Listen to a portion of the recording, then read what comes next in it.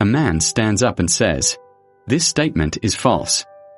If the statement is true, then it must be false. But if it's false, then it must be true. A sentence that devours itself. A truth that erases itself the moment it exists. This is the liar paradox. A simple phrase that collapses the entire structure of logic. Philosophers have tried to untangle it for centuries. Is the statement meaningless? Is it both true and false at once? Or does it reveal that truth itself is more fragile than we like to believe? Because if a single sentence can break the rules of reason, then maybe reason was never as solid as we thought. The liar paradox is more than wordplay. It's a mirror held up to the mind. A reflection that refuses to reflect. A puzzle that has no outside, only a loop. Swallowing itself forever. And here's the unsettling thought. Our lives are full of lies and truths tangled together. Stories we tell ourselves. Beliefs we cling to. What happens if the foundations of those stories are just as unstable? The liar paradox whispers a terrifying possibility. That truth is not absolute. That words themselves can betray us. And that sometimes, the simplest sentence, is enough to break reality in half.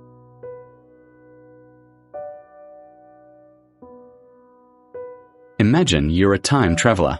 You love music. One day, you decide to go back in time to meet Beethoven. But when you arrive, you find something horrifying. Beethoven never existed. His music, his symphonies, gone. The world is silent. So you take out the sheet music you brought with you, and you write it down. You publish it. You become the source of Beethoven's work. But here's the paradox. Where did the music actually come from? You only knew it because Beethoven wrote it. But Beethoven only wrote it because you brought it back. A loop with no beginning. A cause with no origin. This is the Bootstrap Paradox, a time loop where information, objects, or even people have no true creation point. They exist, but they were never made. Think of a book. You travel to the past and hand it to Shakespeare. He publishes it. Centuries later, you study it in school. And then you travel back in time to give it to him again. Who wrote the book? No one. And yet, it exists. The Bootstrap Paradox is more than a puzzle about time. It's a riddle about existence itself. Because if something can exist without ever being created, then how many things in our world are already trapped in that loop? Knowledge with no author. Ideas with no birth. Lives with no origin. The paradox whispers a disturbing thought. Maybe creation itself is an illusion. Maybe some of the things we hold sacred were never created at all. They were simply passed around, forever echoing through the corridors of time, with no beginning and no end.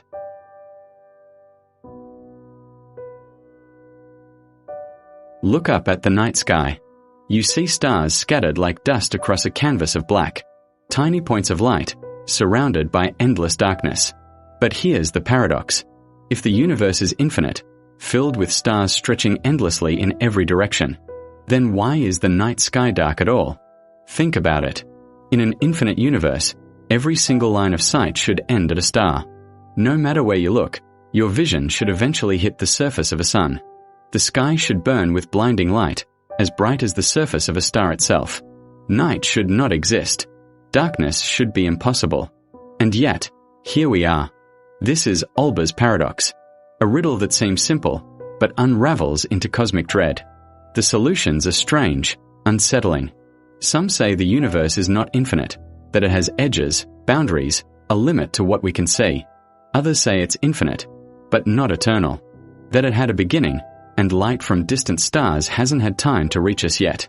And then there's the most haunting possibility, that most of the light is swallowed, drowned by dust, devoured by black holes, lost to the darkness between galaxies.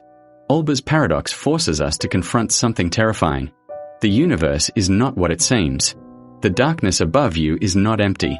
It's filled with stars you will never see, light that will never reach you, worlds that will forever remain hidden. Every night sky is a graveyard of invisible suns, and the silence you feel when you stare upward isn't silence at all. It's the echo of a universe too vast, too strange, and too incomplete for us to ever truly understand.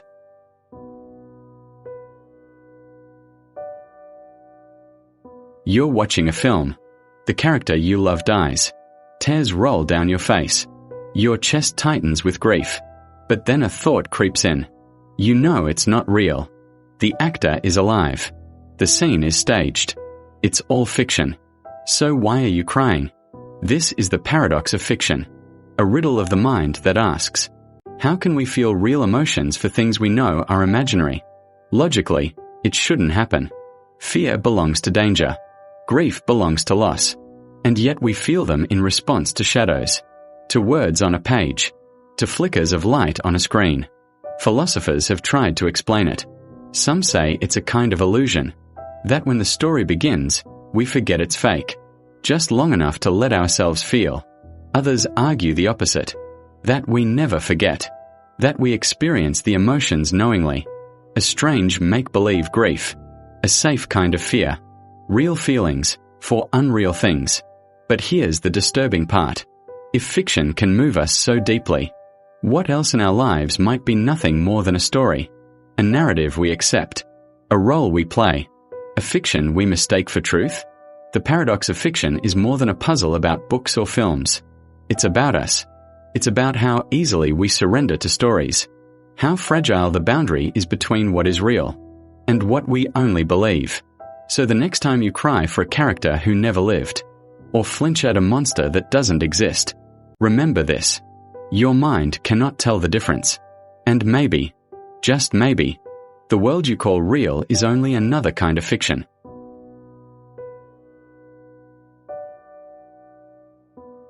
It begins with something simple, a single grain of sand. That's not a heap. Add another grain. Still not a heap. Add 1,000 more. Now it looks like one. But here's the question. At what exact point did the grains become a heap? The Sorites Paradox, also known as the paradox of the heap, is an ancient puzzle about vagueness. It asks, if one grain doesn't make a heap, and adding just one more can't suddenly transform it, then how many do you need? Where's the line? Where's the moment the change actually happens? The paradox spreads like rot into other questions. If one gray hair doesn't make you old, then when do you become old? If $1 doesn't make you rich, then when are you rich? If one heartbeat doesn't define life, then when does life begin or end? The Sorites Paradox reveals the fragility of language and categories. We carve the world into neat definitions: heap, tall, bald, rich, alive. But reality doesn't respect sharp edges. It bleeds. It blurs. It slips between words. The disturbing truth is that many of the boundaries we cling to may not exist at all. Old or young, rich or poor, alive or dead. They are not switches that flip. They are slopes we slide down without noticing, until one day, we look back and realize we've already crossed the line. The Sorites Paradox whispers something terrifying about identity itself. Because if you can't point to the moment when a heap appears, or the instant when life begins, then how can you point to the exact place where you begin or end?